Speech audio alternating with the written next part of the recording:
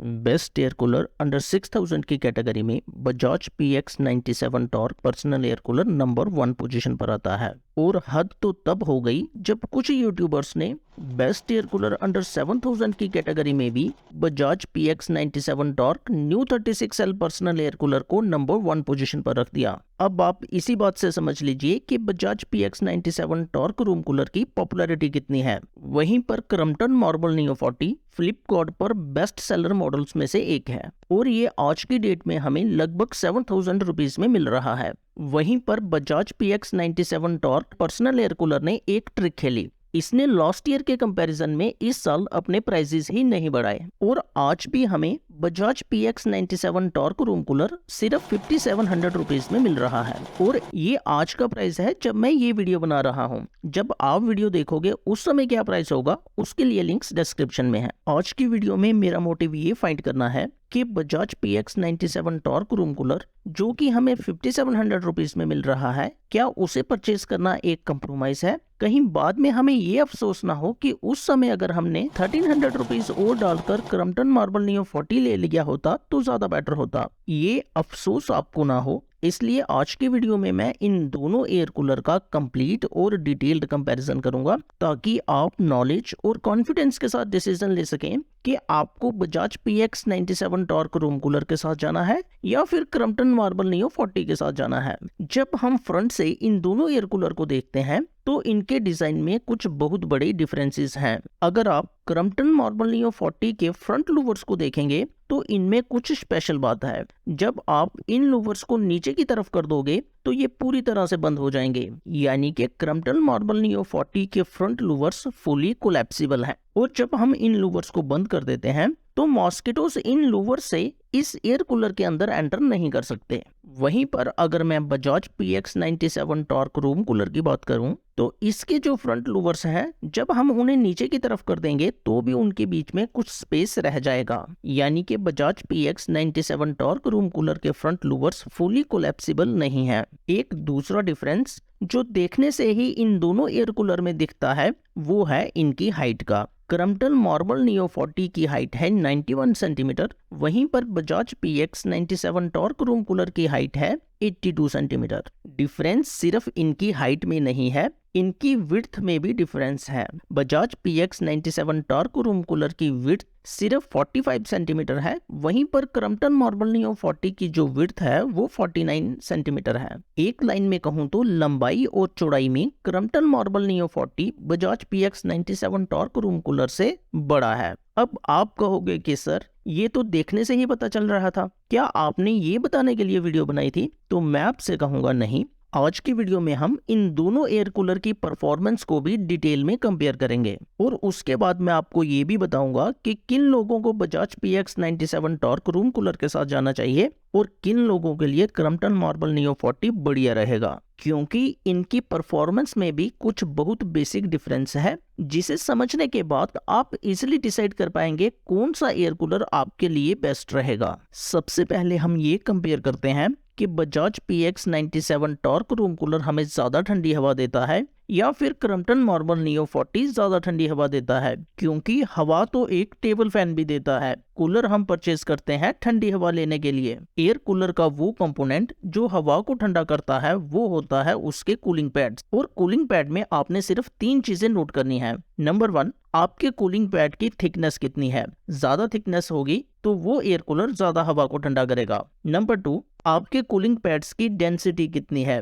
ज्यादा डेंसिटी वाले cooling pad हवा को ज्यादा ठंडा करते हैं। और नंबर 3, आपके कूलिंग पैड्स का एरिया कितना है। जिस एयर कूलर के अंदर कूलिंग पैड्स का एरिया ज्यादा होगा वो एयर कूलर हवा को उतना ज्यादा ठंडा करते हैं। अब हम इन 3 क्राइटेरिया पे Bajaj PX97 torque room cooler और क्रम्पटन मार्बल नियो 40 को कंपेयर करेंगे। Bajaj PX97 torque room cooler में हमें 3 साइड पर हनीकॉम्ब कूलिंग पैड्स दिए गए हैं। इन हनीकॉम्ब कूलिंग पैड्स की डेंसिटी बहुत ज्यादा अच्छी है, इनकी थिकनेस भी काफी अच्छी है और अगर मैं एरिया कवरेज की बात करूं तो इनका एरिया कवरेज भी काफी अच्छा है, क्योंकि हमें तीनों साइड पर हनीकॉम्ब कूलिंग पैड्स मिलते हैं। अगर मैं क्रम्पटन मार्बल नियो 40 के हनीकॉम्ब कूलिंग पैड्स की बात करूं तो इसमें हमें सिर्फ एक साइड पर हनीकॉम्ब कूलिंग पैड दिए गए हैं, यानी कि सिर्फ बैक साइड पर हमें हनीकॉम्ब कूलिंग पैड मिलते हैं। इन हनीकॉम्ब कूलिंग पैड की थिकनेस और डेंसिटी तो बहुत अच्छी है, लेकिन क्योंकि हमें सिर्फ एक साइड पर हनीकॉम्ब कूलिंग पैड मिल रहे हैं, इसलिए इनका एरिया काफी कम है Bajaj PX97 torque room cooler के कंपैरिजन में।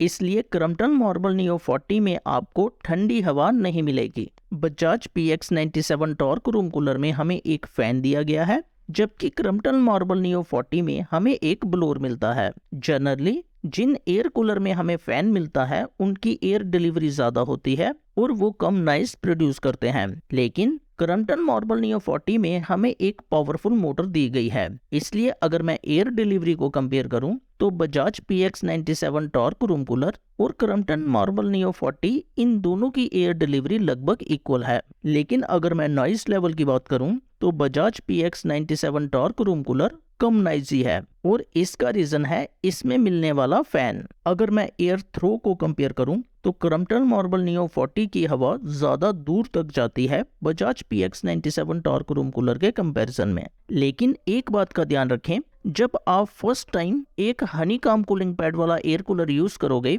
तो उसमें से कुछ स्मेल आएगी। चाहे आप किसी भी ब्रांड का एयर कूलर ले, किसी भी प्राइस रेंज में एयर कूलर ले, अगर उसमें हनीकॉम्ब कूलिंग पैड्स हैं तो फर्स्ट टाइम यूज करने पर वो स्मेल प्रोड्यूस करेगा ही। इसलिए अगर आप किसी भी एयर कूलर को यूज करो जिसमें हमें हनीकॉम्ब कूलिंग पैड्स दिए गए हों, तो सबसे पहले उसके वाटर पंप को 3-4 घंटे तक ऑन रखो और जो पानी आपने एयर कूलर के अंदर डाला था उसे ड्रेन कर दो। इसके बाद आपके एयर कूलर से स्मेल चली जाएगी। ये प्रोसेस आपको हर एक कूलर में करना पड़ेगा जिसमें आपको हनीकॉम्ब कूलिंग पैड्स मिलेंगे। अगर मैं एरिया कवरेज की बात करूं कि Bajaj PX97 torque room cooler कितने एरिया के रूम को ठंडा कर सकता है और क्रम्पटन मार्बल नियो 40 कितने एरिया के रूम को ठंडा कर सकता है, तो यहाँ पर मैं आपसे कहूंगा ये दोनों पर्सनल एयर कूलर हैं, इसलिए ये दोनों एयर कूलर बड़े साइज के रूम को ठंडा नहीं कर सकते। Bajaj PX97 torque room cooler 100 to 120 square feet के रूम को ठंडा कर सकता है। Generally Bajaj PX97 torque room cooler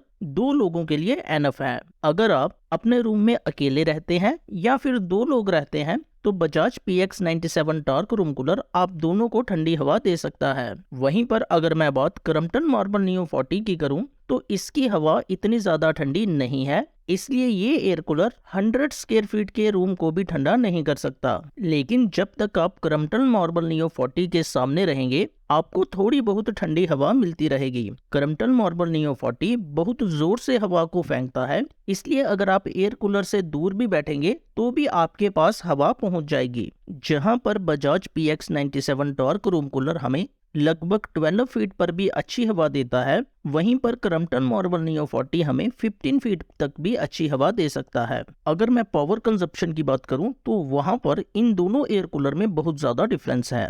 Bajaj PX97 torque room cooler सिर्फ 100 वॉट्स की पावर कंज्यूम करता है, जबकि क्रम्पटन मार्बल नियो 40 165 वॉट्स की पावर कंज्यूम करता है। इसलिए अगर आप इलेक्ट्रिसिटी बिल का भी ध्यान रखते हैं तो Bajaj PX97 torque room cooler आपके कुछ पैसे सेव कर सकता है। लेकिन अच्छी बात यह है कि ये दोनों एयर कूलर इन्वर्टर कंपैटिबल है, इसलिए आप इन दोनों एयर कूलर को इन्वर्टर पर चला सकते हैं। लेकिन अगर आपके एरिया में पावर कट बहुत ज्यादा है तो Bajaj PX97 torque room cooler आपको ज्यादा समय तक बैकअप देगा। एक और बहुत इंपॉर्टेंट पॉइंट जहां पर Bajaj PX97 torque room cooler Crompton marble neo 40 से बहुत आगे है वो है warranty. Bajaj PX97 torque room cooler इस कूलर के वाटर पंप पर हमें 2 साल की वारंटी प्रोवाइड करता है, वहीं पर क्रम्पटन मार्बल नियो 40 इस कूलर के अंदर मिलने वाले वाटर पंप पर हमें सिर्फ 1 साल की वारंटी प्रोवाइड करता है। लेकिन सभी कुछ Bajaj PX97 torque room cooler में अच्छा नहीं है।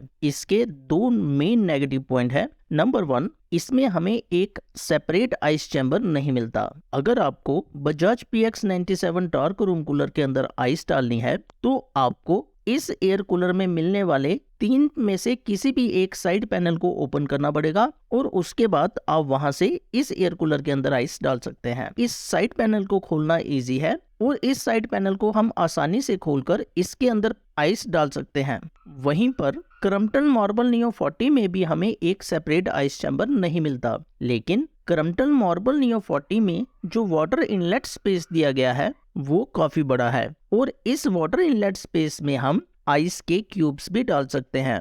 वहीं पर Bajaj PX 97 torque room cooler में जो हमें वाटर इनलेट स्पेस दिया गया है वो भी स्मॉल है। अगर आप पाइप के साथ इन दोनों एयर कूलर में पानी फिल करेंगे तो कोई भी डिफरेंस नहीं मिलेगा, लेकिन अगर आप मग के साथ इन दोनों एयर कूलर में पानी फिल करना चाहते हैं तो क्रम्पटन मार्बल नियो 40 में आप मग के साथ आसानी से पानी डाल पाएंगे, जबकि Bajaj PX 97 torque room cooler में जो स्पेस प्रोवाइड की गई है पानी डालने के लिए वो स्मॉल है, इसलिए थोड़ा सा पानी आपका नीचे गिर जाएगा। लेकिन अगर आप एक फनल यूज करोगे तो उस फनल की हेल्प से Bajaj PX 97 torque room cooler में मग के साथ पानी फिल करना भी कंफर्टेबल हो जाएगा। Bajaj PX 97 torque room cooler में जो हमें ऑटो स्विंग वर्टिकल लूवर्स दिए गए हैं उनकी वर्किंग अच्छी है। वहीं पर क्रम्पटन मार्बल नियो 40 में जो हमें ऑटो स्विंग वर्टिकल लूवर्स मिलते हैं उनकी वर्किंग भी अच्छी है, तो यहाँ पर कोई डिफरेंस नहीं है। अगर मैं बात कैस्टर व्हील्स की करूं तो Bajaj PX 97 torque room cooler में जो हमें कैस्टर व्हील्स मिलते हैं उनकी बिल्ड क्वालिटी अच्छी है। वहीं पर क्रम्पटन मार्बल नियो 40 में जो कैस्टर व्हील्स दिए गए हैं उनकी बिल्ड क्वालिटी भी अच्छी है, यहाँ पर भी कोई भी डिफरेंस नहीं है। अगर मैं कॉर्ड वाइंडर की बात करूं तो इन दोनों एयर कूलर में हमें कॉर्ड वाइंडर दिया गया है और दोनों की बिल्ड क्वालिटी एक जैसी है, कोई नोटिसेबल डिफरेंस नहीं है। अगर मैं एयर कूलर की क्लीनिंग की बात करूं तो इन दोनों एयर कूलर को क्लीन करना इजी है। जब आपने इन दोनों एयर कूलर को पीरियडिकली क्लीन करना होगा तो ज्यादा एफर्ट्स नहीं करने पड़ेंगे। अगर मैं ऑटो ड्रेनेज की बात करूं तो इन दोनों एयर कूलर में हमें सेम पोजीशन पर ऑटो ड्रेनेज के लिए एक प्लग दिया गया है। जब हम उस प्लग को बाहर निकालेंगे तो इन दोनों एयर कूलर के अंदर जो पानी होगा वो खुद बाहर आ जाएगा। तो ऑटो ड्रेनेज का फीचर भी इन दोनों एयर कूलर में एक जैसा है। कंक्लूड करने से पहले मैं आपसे कहूंगा कि Bajaj PX 97 torque room cooler 5700 rupees के प्राइस पर मुझे अंडर वैल्यू लगता है और आने वाले कुछ दिनों में इस एयर कूलर का प्राइस बढ़ेगा और ये एयर कूलर लगभग 6200 से लेकर 6500 रुपीज तक जा सकता है, क्योंकि सेम परफॉर्मेंस वाले एयर कूलर हमें इसी प्राइस रेंज में मिल रहे हैं। तो बिलो 6000 के प्राइस पर आज की डेट में कोई भी दूसरा air cooler Bajaj PX 97 torque room cooler को बीट नहीं कर सकता। अगर मैं इस बात पर अपना ओपिनियन शेयर करूं कि किन लोगों को Bajaj PX 97 torque room cooler लेना चाहिए और किन लोगों को क्रम्पटन मार्बल नियो 40 की तरफ जाना चाहिए, तो मैं आपसे कहूंगा कि अगर आप एक ड्राई एरिया में रहते हैं जहां पर ह्यूमिडिटी बहुत कम होती है तो आपको Bajaj PX 97 torque room cooler की तरफ जाना चाहिए। ये एयर कूलर आपको ज्यादा ठंडी हवा दे सकता है, आपका इलेक्ट्रिसिटी बिल कम आएगा, ये एयर कूलर नॉइस भी कम प्रोड्यूस करता है, इसलिए पढ़ते समय डिस्टरबेंस भी कम होगी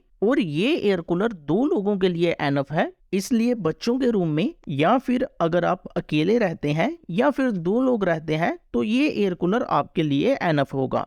लेकिन अगर आप कोस्टल एरियाज में रहते हैं या फिर उन जगह पे रहते हैं जहां पर ह्यूमिडिटी बहुत ज्यादा होती है तो आपको क्रम्पटन मार्बल नियो 40 के साथ जाना चाहिए, क्योंकि ये एयर कूलर काफी फोर्स के साथ हवा को बाहर फेंकता है। कोस्टल एरियाज में ह्यूमिडिटी ऑलरेडी बहुत ज्यादा होती है, इसलिए वहां पर हमें ऐसा एयर कूलर चाहिए होता है जो काफी जोर के साथ हवा को बाहर फेंके। मैंने इन दोनों एयर कूलर का बाय लिंक डिस्क्रिप्शन में दिया है, वहां पर आप अपडेटेड प्राइस और कस्टमर रिव्यूज भी देख सकते हैं। अगर वीडियो अच्छी लगी तो वीडियो को लाइक करें और अगर चैनल पर पहली बार आए हैं तो चैनल को सब्सक्राइब करें। Thank you.